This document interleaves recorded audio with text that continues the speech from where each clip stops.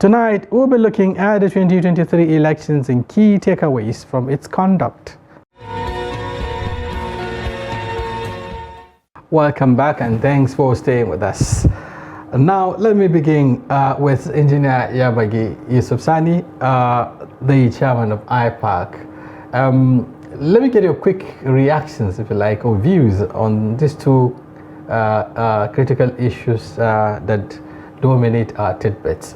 First, the purported suspension of the national chairman of the PDP, and of course, the conduct of the supplementary elections. Let's get your views on the first one first. Well, it is democracy in action, because people have a right to express their views and their wishes. But then, like democracy, the majority always have, their way. The minority can have their say. That's right. And in the case of PDP, it's something that has been on for quite a while, right from the primaries, when they had their primaries for the presidential election, where they could not manage, the outcome, aftermath of the primaries, and then from there on, they cannot find peace in the party. So what is playing out is not to those who are really keen watchers of the development in that party, it's not anything that is surprising. But again, if we look at it against the background of what happened to Oshomole, where he was sacked by his ward, I think it's a way of kind of embarrassing, the leader. That even at the grassroots. Yeah, grassroots. Losing ground. Exactly. That you don't have the support, of your home base. So psychologically, you feel dwarfed. Yes, and I think that's the tactics that whoever is behind the sacking of Yocha Ayu, that's the tactics they have engaged in. But again, like I said, it's democracy in action. I'm sure at a point they will manage their crisis, because what is politics? It's about management of crisis. So because even after you solve this one, another one will emerge, and then you have to now find a way to manage it. But one thing that we must not lose sight of is the fact that our politics is still in what you can call a vicious cycle of these sentiments that have really no relevance when you look at the power governance, about good governance. When you keep talking about where somebody is coming from, like whether you are a Muslim or Christian, or you speak this kind of language, or you are from this region, then merit is not taken into consideration.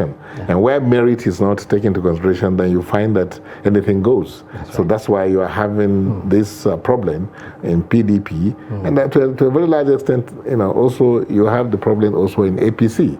We'll discuss all of that. So my take is that it's democracy in action, and it's like, it is those in that party that have an axe to grind with the national chairman, and the only way they can embarrass him is to go to his base and show to the world that he's not on ground there. Okay, before we take the next one, Mr. Agaba, it's coming at a time the party is also on the edge, having lost the presidential election.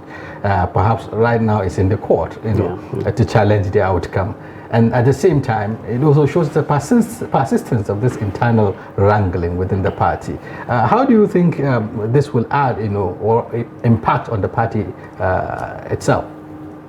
Well, basically, since 2015, when the PDP lost election at the center, the party hasn't seemed to be doing very well. And this goes back to what my senior colleague here has mentioned earlier. When a party is not built based on ideology, and it does not seek to throw up the best of them to push those ideologies through. It looks like the party was put together for the purpose of having power, and power is what brought them together. So once the power is not there, there's this unnecessary wrangling within the party, and then there's nobody around whom they can rally. Even though this one predates, the election, it's something that has started long ago. It was long coming. You could see that after the 2015 election, everybody seemed to abandon the party, with only few people standing and funding the party. And then in 2019, you had somebody come into the party, take their ticket, and in 2023 the same thing happened. And these sort of things seem to make people who are faithful and loyal to the party feel insulted or belittled. And you see them trying to wage war against one another, which doesn't generally augur well with the party. You could see that going into the election, they were divided.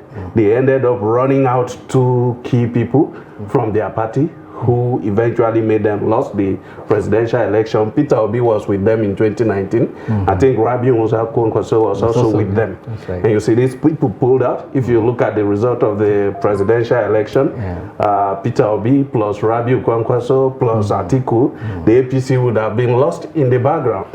But this type of internal wrangling, and like my senior colleague here mentioned earlier, if you don't manage this crisis, they eat into the fabrics of the party, and what you are going to have is a ghost party where nothing works.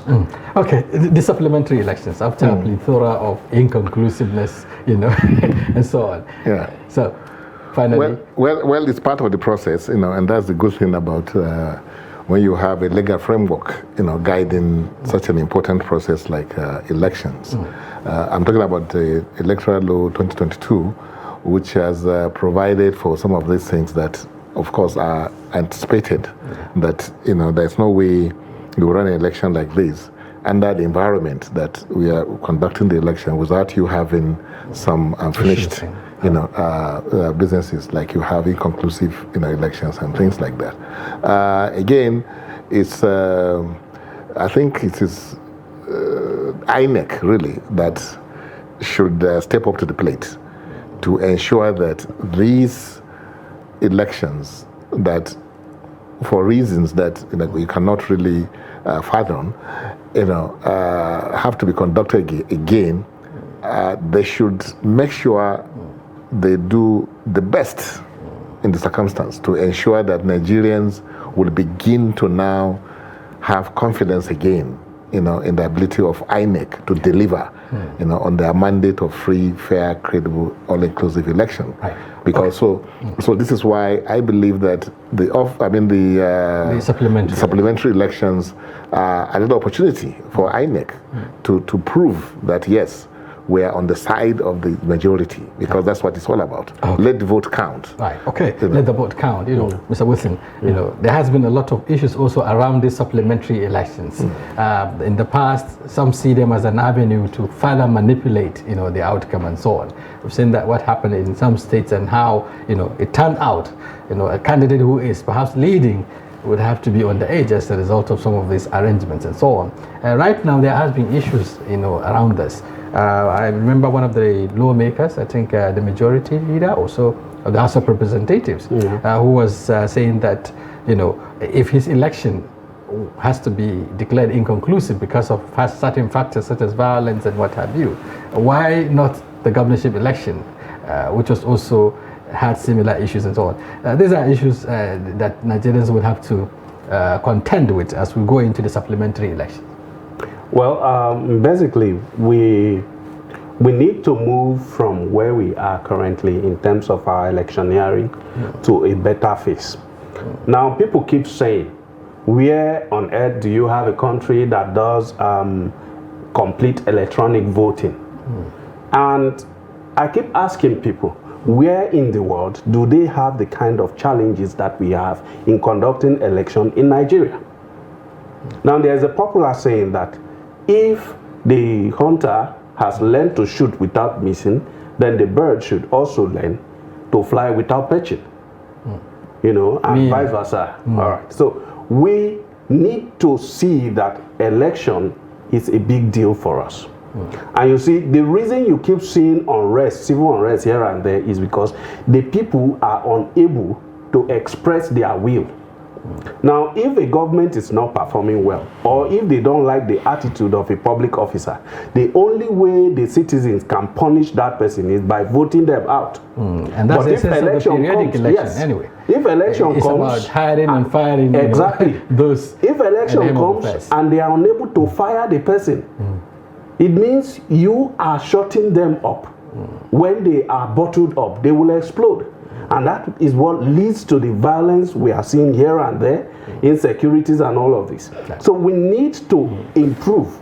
If it means to adopt electronic system of voting holistically, we must do it. We must invest in it. 350 billion was, of the challenges you mentioned earlier. We must invest in. We have the brain power. This is the largest democracy in Africa. We're talking about over 100 million. Yes, and technology have improved. We have the blockchain technology. We now have a Starlink, for instance, that have internet that is powerful all over the world now. We can bring all of this together. Let's bring the best of our brain. Let's put more money into it to have a secured electronic voting system. And then let's put money into voters' education. To educate people to be able to vote using these devices. If we make it difficult for people to manipulate results after voting has taken place, most of this violence will reduce, and we'll begin to see performance in the government arena. Well, okay, since you're leading us into the conversation, the topic, let me take it from there. Talking about the fact that engaging technology will reduce, violence, as I said, but to some, the reason why we're seeing multiplicity of this violence, or perhaps the rise in violence during the election, was actually as a result of the application of the technology. Because some people felt that it is absolutely difficult to rig election, and the best thing to do is to deploy violence. I don't know how you're looking at that. No, well, you have to look at the mindset, You can have the best computers, but like the saying goes, garbage in, garbage out. That's right. So the issue, like my colleague here has said, is, of course, it makes a lot of sense because cost-wise, it's cheaper. In terms of time, it's faster, and then so you can get the result out without, this hassle that we go through, So it makes a lot of sense to go for technology. But again, you have to look at the underlying conditions, and you have to look at our own mindset as Nigerians. Nigerians believe that the law is there for just fun of it. It's not to be followed, because there is no anything that compels you as a citizen to obey the law. Thank you very much for staying with us on Daily Politics. Today, just like I said earlier, we're looking at the stepping aside of the national chairman of the People's Democratic Party, Senator Yechia Ayu, and the matters arising. And we have in the studio Mohammed Jamu. Mohammed Jamu, we are back. And you were earlier talking about, the nitty-gritty of this crisis, an interactive, a protracted crisis, so to speak, that has left the PDP on the edge. Now, virtually there were casualties from both sides, some will say. Yes, the PDP has lost the presidential election. Again, some of those who have also fought against the PDP presidential candidate have also lost. The likes of Samuel Otom of Benue State, and I think some others have also lost their bid to go to the Senate. So there are casualties on all sides. Except for Wike, perhaps he didn't contest for any, but then he said that the battle has just begun. Now that he doesn't have anything to do. But at the point he is ready for the battle, Yechia Ayu has agreed, has also respected the court order restraining him from parading himself. How would you, how do you look at this resolution, if you like, or concession, or the respect, if you like, of that court order by the current chairman of the party, who felt, yes, I have to step aside until this issue is determined? Shouldn't he have some applause? Well, when the leadership of the ward of Mr. Ayu first took the decision to suspend him from the party, he openly came out and issued a statement and said the ward, neither the local government do not have the power to suspend him. That's by virtue of Article 74, rather 77, subsection 7 of the Constitution. Yeah, being a member of the neck of the PDP. But don't forget, the party constitution was amended 2017. And since after the amendment of that party, Mr. Secondus' case came up where he was suspended by the ward and affirmed by the local government. And then when the matter was taken to the court interpreted that section and said that section is a misnomer because you cannot be a judge in your own case. Who is the chairman of the neck of the party that will suspend the chairman of the party? The chairman of the party chairs the neck. So you cannot be a judge in your own case, and by the mere fact that you cannot be a judge in your own case, that affirms what the ward executive did in River State that got Mr. Secondus suspended from the party. Yeah, but in the case of Benue, for instance, there are also issues. About 16 members of that Excos in Ayu's ward also came out to disown, if you like, that decision. In fact, they said the signatures were forged, names were not even spelled correctly. In the alternative, they also pass a vote of confidence on the chairman. So, who is actually engineering, if you like, this ward's executive to take such a decision? So the matter is already subjudiced since it is in court. And since the matter is in court now, I think we should have to leave the court to, at the end of the day, decide who is right, who is wrong, and whether he is rightfully suspended or wrongly suspended. And if he is wrongly suspended, then he will come back to office as the chairman of the party. But even if he comes back as the chairman of the party, still that does not solve the problem that the party is being faced with. Because still there is a moral responsibility on him that at this juncture, with all that has transpired and happened under his leadership of the party, whereby the party had the biggest opportunity to wrestle power. Just imagine he has managed Peter Obi. Just imagine he has managed Mr. Konkoso. Just imagine he has managed Wiki. Where will the presidential election result be today? Just add half the votes Peter Obi got, add half the votes Konkoso got, and then add half the votes the G5 governors could have contributed and put it up. Where will the election be today? There is already, even though it was not established, insinuations that these three camps that you're talking about actually worked for the PDP, for the APC. So sort of, I don't know. But even looking at the performances, of the party at the state level, take for instance Kano State. Substantially, the PDP would have gotten more votes than what it got from Kano. And Sokoto, look at Sokoto again, and perhaps other places. Was it a kind of arrangement sort of to make sure that Atiku Abubakar did not emerge? It was not about Atiku Abubakar. It's about the party mismanaging the right people that will have added value to the party. When in Kano, we kept advising them that keep Konkoso in the party. They didn't listen to us that time. And they left Konkoso, and he left. Is it correct to say you also play anti-party politics? Well, I am not here to talk about what I did. But all I can be able to tell you is to tell you that we supported this party from the beginning up to the end. And if given another opportunity, I will still support the party. But the party should have listened to the voice of reasons when we were telling them. During the presidential election, just look at it. The party managed 8.9% of the votes from Kano State. And during the gubernatorial election, the party just managed 15,000 votes. 15,000 votes. It has never happened in the history of the People's Democratic Party. How we wish they have listened to us. Okay, looking at the position right now and the decisions that are being taken, and the manifestations, if you like, of the whole crisis. What impact would it make now that the party's national chairman has stepped aside? At the same time, we're talking about a number of, those that have been battling him also losing grounds, at some point. Of what significance is this last-minute resolutions? Yeah.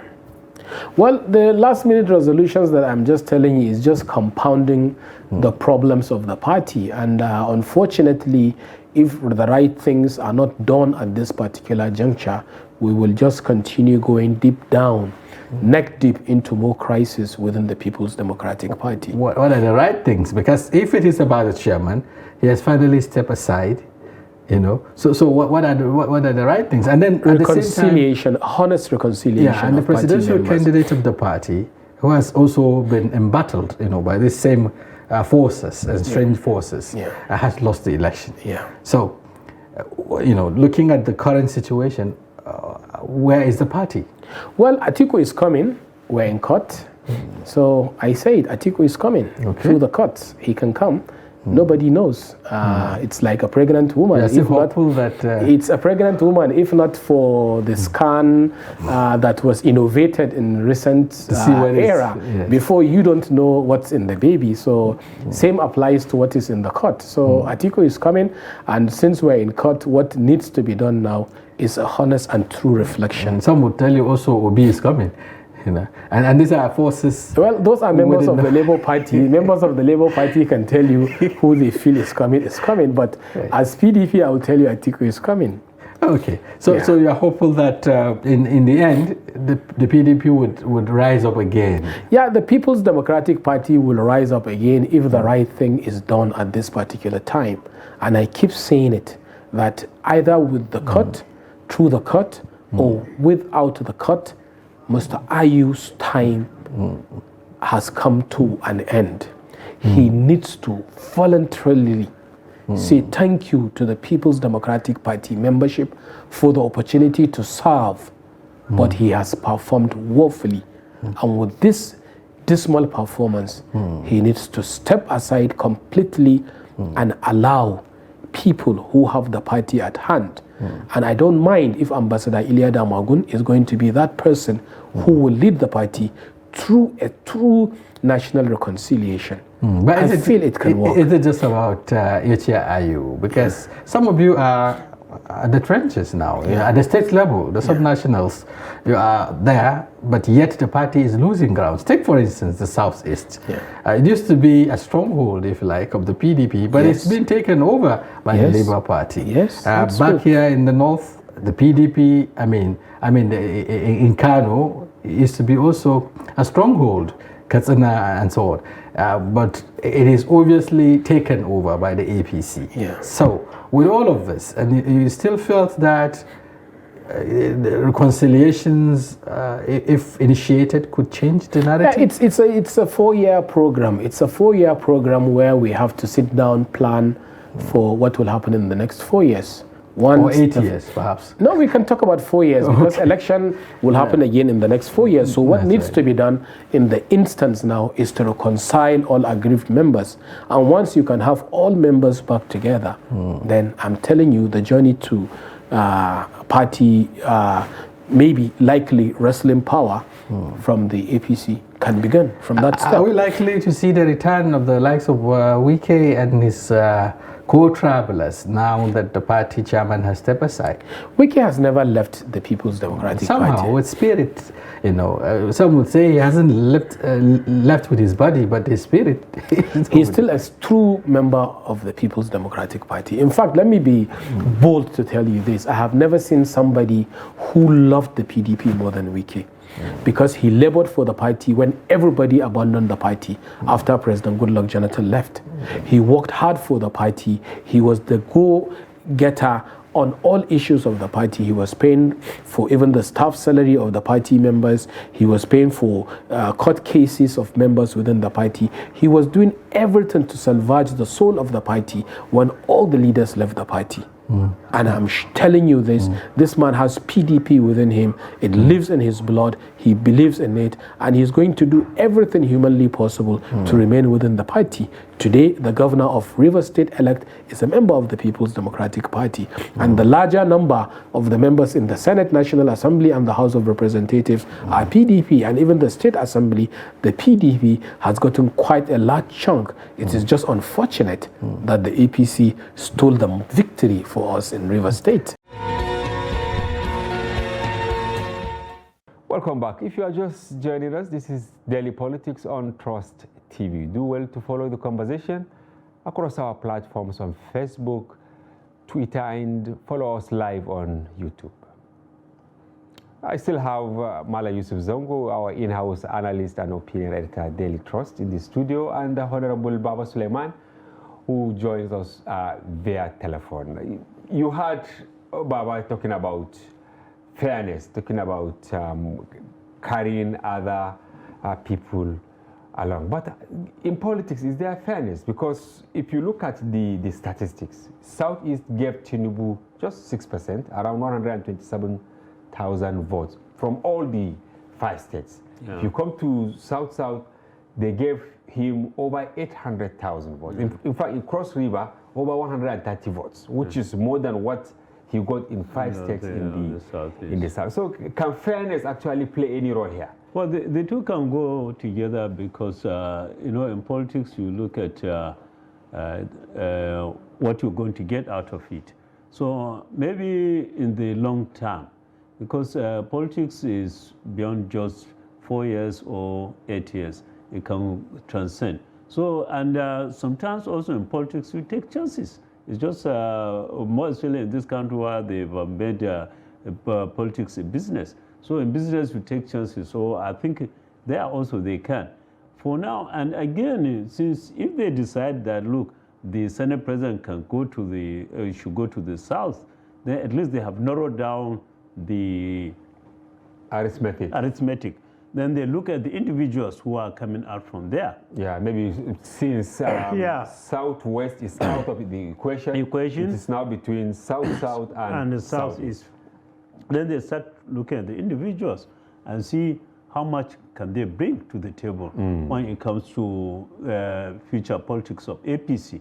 And I think if they can do that, do a good analysis, they'll be safe. They'll get it right. They'll get it right. Okay, Honorable Baba, South-South gave Tinubu 30% of the total votes they cast during the election, while the Southeast gave Tinubu 6%. So you raised the issue of fairness.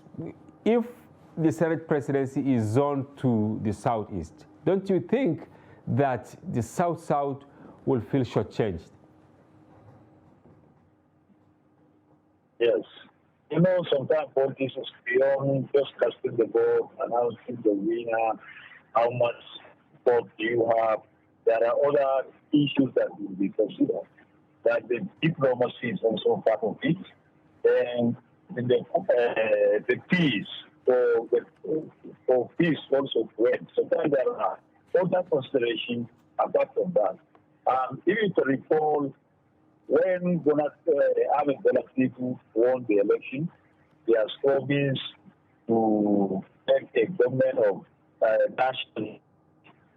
So even under that pretext, I think there are some policies that you have to scale it down for coordinating the government, to have peace, and to have more credibility and legitimacy.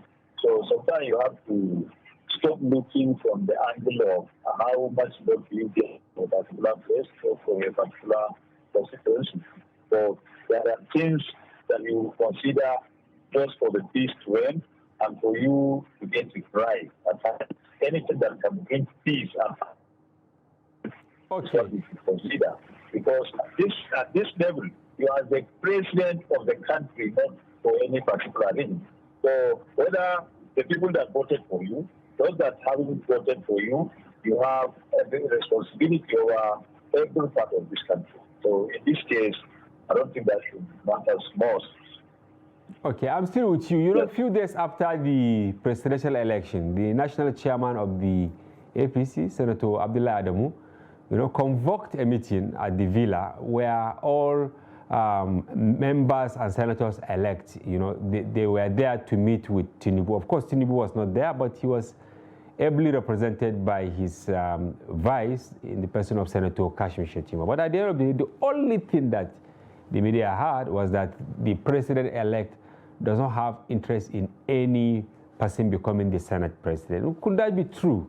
And don't you think that was the impetus that encouraged Senator Barrow and Abdulaziz Yari and Senator Sani Musa to all come out from Northwest and North Central to say they also want to be Senate president?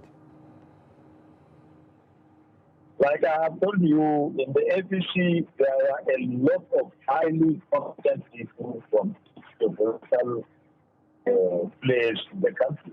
But depend on the politics at that time. There are sometimes in politics with an intention to remedy a loophole somewhere. So as the people are now available, showing their interest to become the Senate president. So we'll keep monitoring to see what is going to happen. Maybe I believe the president will not say not interested on whoever is going to that. He wants to be interested in the Senate president. But like I have told you earlier, there are a lot of considerations. That is the zone to the southeast. Don't be surprised they also zone it to the north or anywhere, depending on the intendment of what is targeted to be achieved. So as before the time, we will see a lot of politics that are coming, that are playing in, and I'm sure Bola Ahmed Tinubu will be ahead or will be very much interested on who is going to be the Senate president. But until then, we'll keep monitoring the event as it's going as it's being unfolded. Okay. Yes, Malam Zango, why do you think people are interested in taking some of these offices? After all, the principal officer, Senate President, Deputy Senate President, right? Chief Whip, Deputy Chief Whip, isn't it? Minority Leader, Majority Leader, and all that. Why are they interested? Because you see them making a lot of consultations, putting adverts, sponsoring opinions, and all that. What is there in taking these positions? Well, I think they are in a better position to tell you the answer. But I think in this country, most of the politicians want to be at the center of issues and the national focus.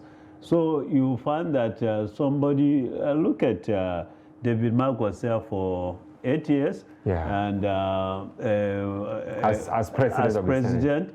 And you look at Ekomere Ramadu, who spent 8 years with David Mark. He went ahead to have a quick arrangement with Bukola Saraki. Yes. And he had another 4 years. Oh. So a typical Nigerian politician doesn't want to lose out or doesn't want to be out of the national focus. They have obsession for power. So it's for us, it is normal thing to, they fight over it and they do whatever you think they can to do that. And you remember how easily before 2015, when we had a high turnover of these principal officers. So, and sometimes you find the executive also wants to have somebody whom he wants to work with.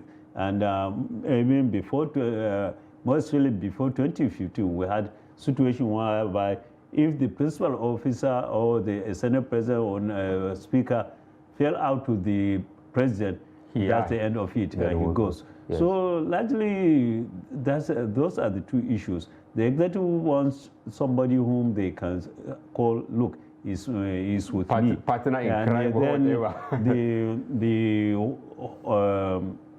urge to be in the national limelight. Okay, Honorable Baba, you served as minority leader in the Bauchi State House. Are there some special privileges that some of you enjoyed that people scrambled to become, leaders? and principal officers, yeah. Are there some special privileges that you people enjoyed during your time? So there are privileges. Once any position comes with the responsibility, and that responsibility also comes with selected also. Unlike, a state assembly is a very small place, but at the National Assembly, most of these principal officers, there are some opportunities and privileges that an ordinary member or an ordinary senator cannot do. Let's take it. Let's look at it in this manner. As soon as the members go elect, members of national assemblies were sworn in. There is a committee that is called a selection committee. Okay. That selection committee comprises of all the principal officers, from the Senate President down the least principal officer in the House of Assembly. So they now constitute the selection committee. And I think in each geopolitical zone, there is one or two people who are to represent that zone. So if you combine the combination of all these people, form the selection committee. And this selection committee, part of its responsibility is to establish all committees of the National Assembly. Any member, their membership, the members, they are the ones to select and now form every committee you can see in the National Assembly, including the Committee on Appropriation, any other committee that you can see. So you see, these are part of the privilege of you to be a member, to be a principal officer in any of the assemblies.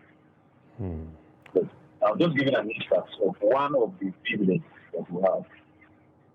Okay, you have heard Honorable Baba talking about some of the privileges. Is that the ideal? Because in some places, personally, I visited some legislative houses in other countries. They are just one among equals. Maybe while they are driving in, you see them with maybe additional car for security, which is fair enough. But here, you see a principal officer like a governor or a president.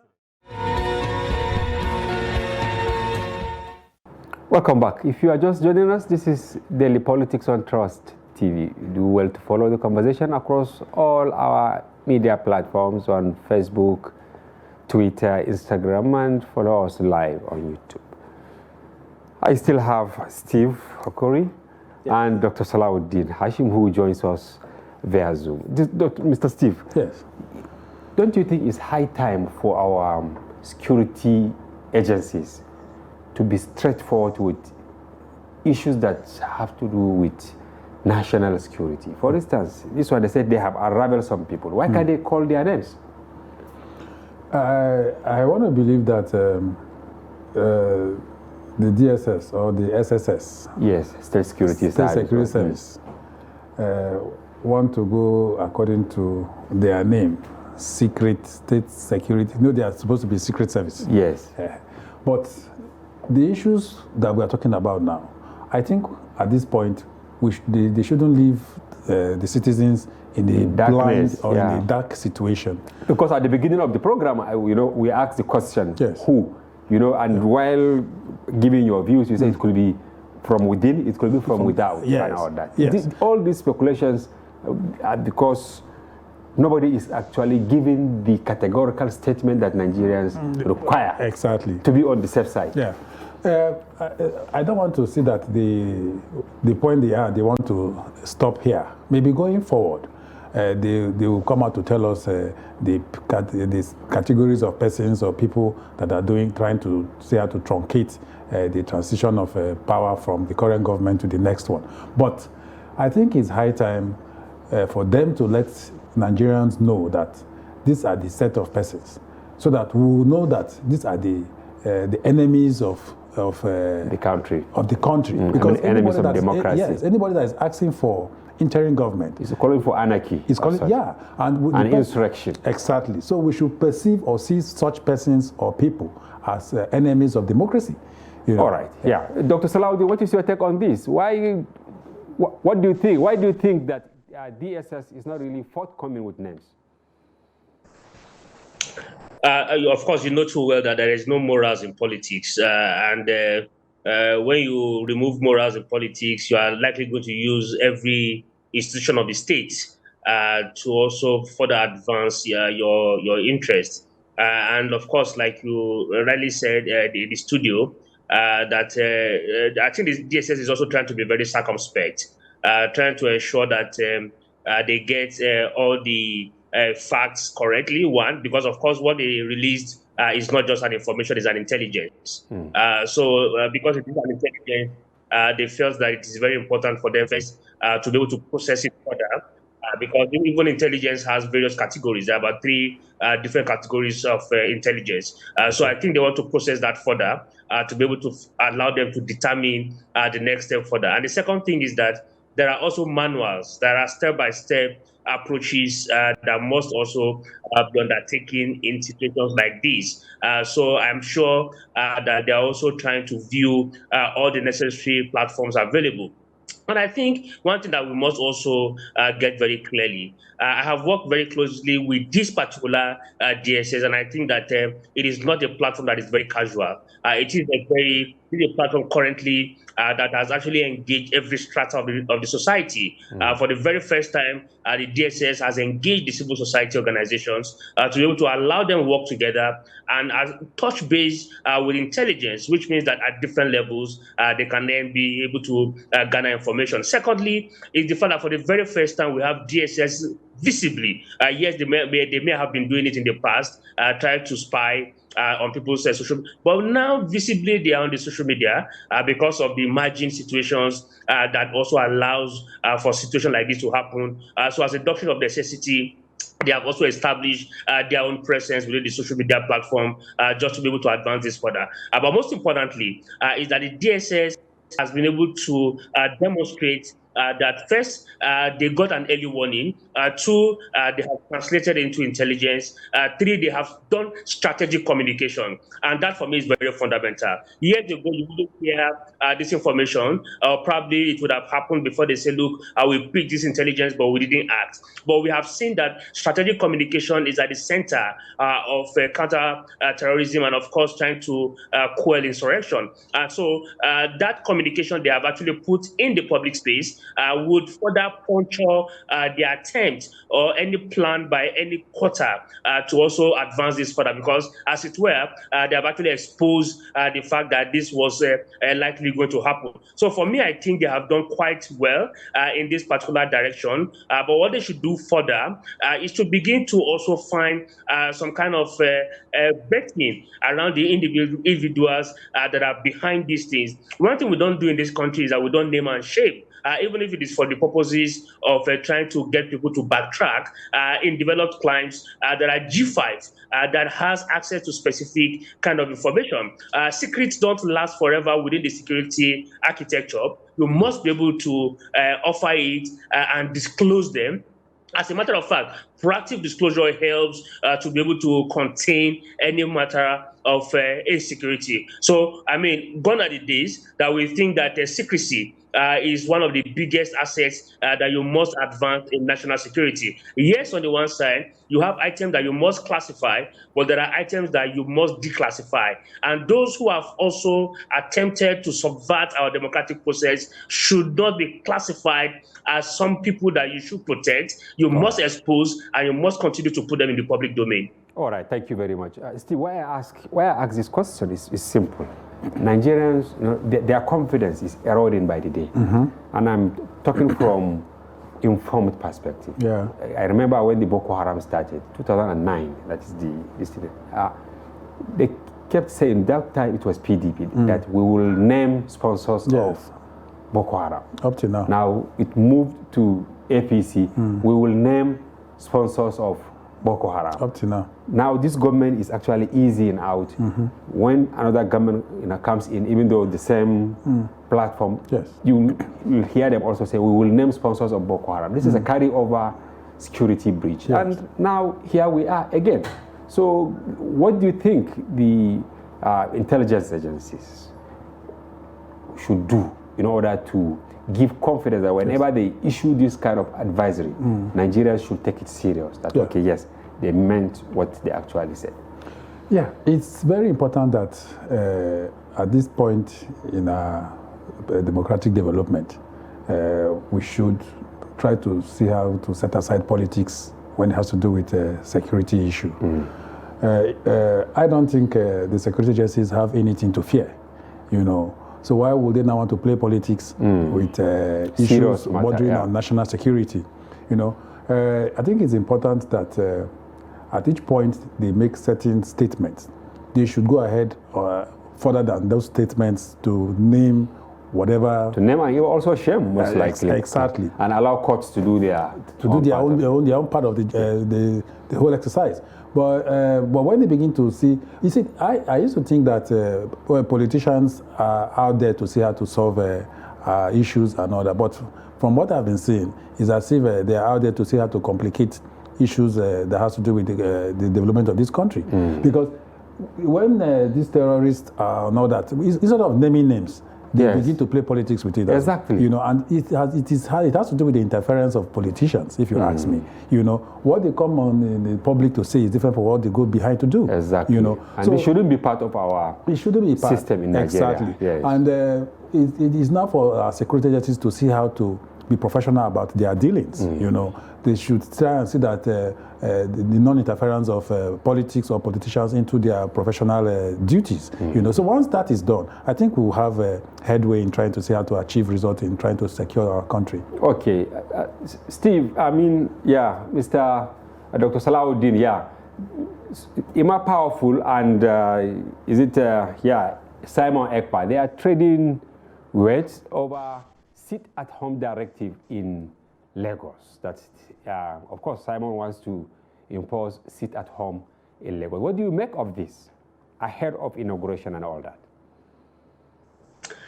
I think those are part of the attempt to test the wits of either the citizens, of course, or what they see. It is one of the most dumbest, if there's any English like that, directive to have given, particularly the place like Lagos, to have requested that some sit at home should begin to happen. And I think one very fundamental issue that Nigerians at large must understand is that people who live in diaspora and try to set the nation ablaze, people must actually watch very clearly what exactly is the intention behind it. The Southeast on a daily basis, on every Monday, loses over 1 trillion naira to sit at home. And of course, this is a region that actually relies on diaspora funding because obviously over 70-80% of the funding in the Southeast are diaspora dependent. Because, of course, most of them import dependent, a lot of them are monies who come in from relatives and friends. So that kind of losses has happened, and we know that it is actually undermining the economy. Secondly is the fact that even the casualty around infrastructure and human lives that has been lost over time, for somebody who is seated conveniently and comfortably far a country in Estonia also, or Finland, issuing those kind of directives, attempting to say people should read between the lines and know that there is no morality in all of these things that come from this individual. It is simply put, their political godfathers are not benefiting currently, and the only thing they can do is to use them to be able to destabilize the entire system.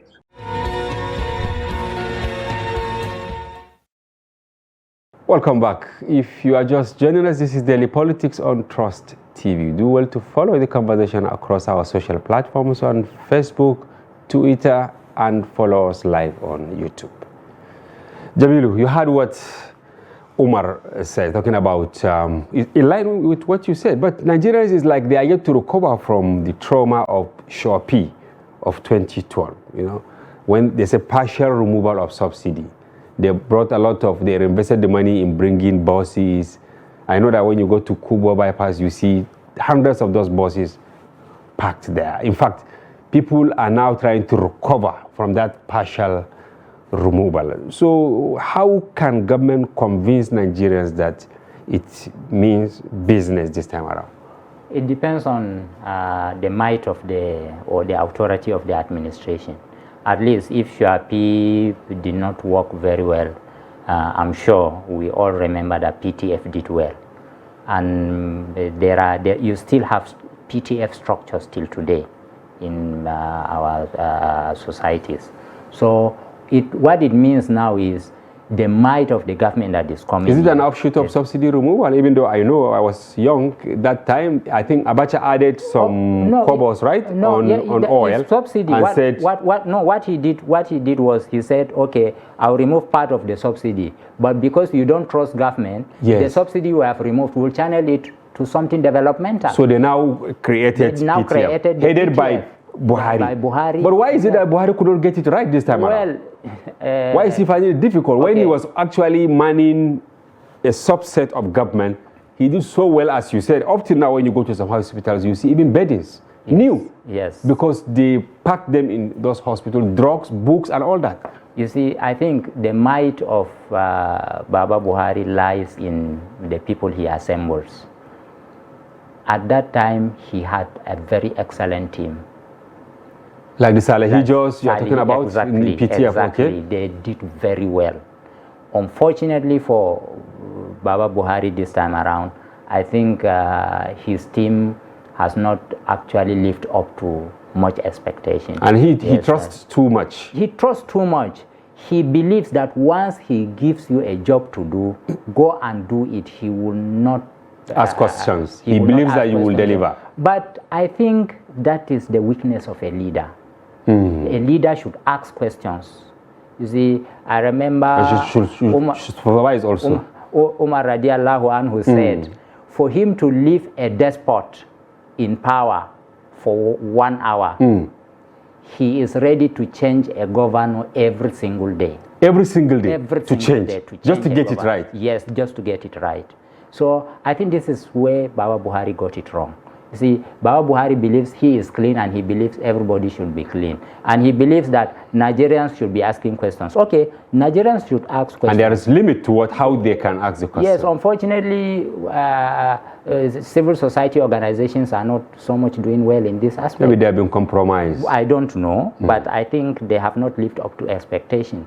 They are the ones who are supposed to have been prodding, pricking these people. What is happening in fact, if you push forward, Baba Buhari would have to yield in certain aspects. Something is going wrong in power. Something is going wrong in water resources. Something is A, B, C, D. Now, what is happening there? If you push, Baba Buhari would listen. Unfortunately, the voices have been very low. So I think the government that is coming would have to gather a lot of might of authority in order to say it will implement this. To get it right. One thing for sure, governments normally, political governments like this, when they come, they want to pacify their political actors. This is where the problem is. So instead of being bureaucratic, being technocratic, if you like, why not be bureaucratic, technocratic in the first 3 years or 2.5 years? Your last 1.5 years. You do compensation. Do compensation, do a lot of your politics. By that time, you must have robusted the economy. Wow. Umar, what is your take on this? Because President Buhari, before he came on board, he was among those that were saying there is nothing like subsidy. Who is subsidizing who?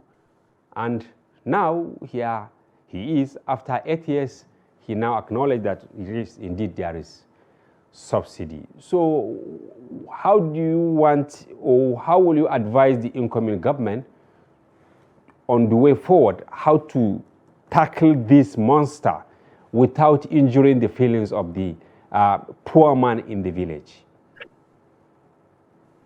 This is a difficult question. Based on what President Buhari has done, apart from his inability to address problems, let us remember that he's actually the standing minister for petroleum. Apart from being the president of the Federal Republic of Nigeria, he's the he's the minister for petroleum right now as we speak, and he has been since 2015. And in those years, he has not managed to fix any refinery. And as none has been fixed, billions are being spent. Our organization will have that data. It's even open source anyways, open source information. Billions are still being spent on the refineries. We started this conversation talking about debt. Last year, January, if I'm correct, 2021 or late 2022 after COVID, this same government went to borrow $1 billion US. I don't know whether the money has been released or they have gotten the money, but $1 billion US to fix these same 3 refineries we are talking about. And up to now, they have not been fixed. Maybe they must not reach. So that's why I say, what do you borrow money for? $1 billion is no joke. Nigerians are going to pay for that money. So my careful advice to the next government, because I don't think I have the confidence that they can combat the corruption and the inefficiencies with that petroleum sector as well, is to, one, fully implement the PIA Act. It's now a law. It has been a law for over a year. Now, if they are fully implementing the PIA Act, it means NNPC needs to operate as a wholly commercial company, no government intervention. The people, the GMD there and all those people are not supposed to be there, but they're still appointees of government. They're not supposed to be there. If it's a commercial entity, it should fully become commercial and let them compete like any other commercial entity. Look, thank God, Dangote Refinery is coming on board very soon. We hope so. So once they do that, maybe give some time.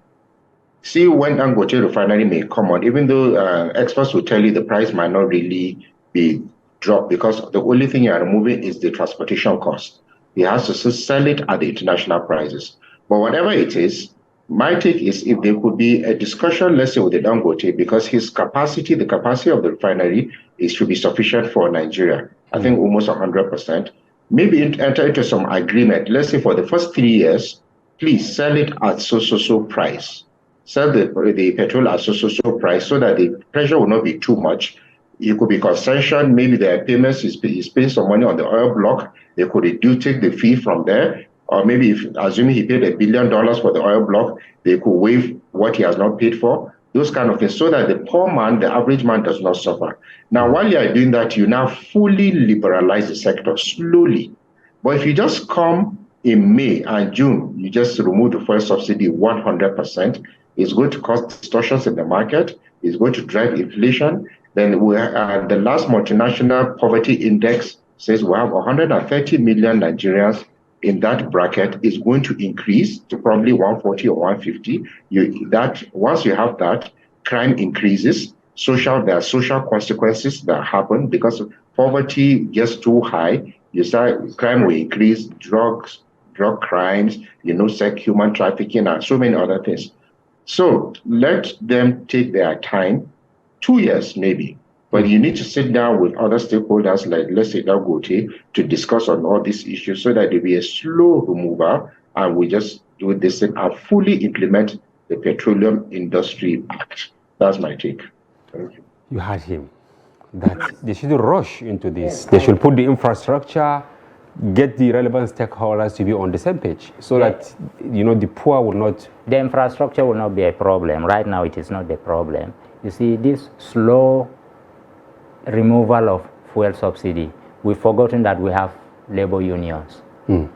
I don't know how to interface with these labor unions. Every time you remove fuel subsidy, even if it is 10 naira, 5 naira, they go to the streets. Because they suffer the brunt, they are speaking the mind of the poor. So, what I'm trying to say is, if you say you will remove it gradually, remove a certain percentage today, they will go to the streets. Next time you remove, they will still go to the streets. So I think this is counterproductive. So you think Tinubu should just remove it? If you are removing fuel subsidy, put all your structures on ground and just remove it.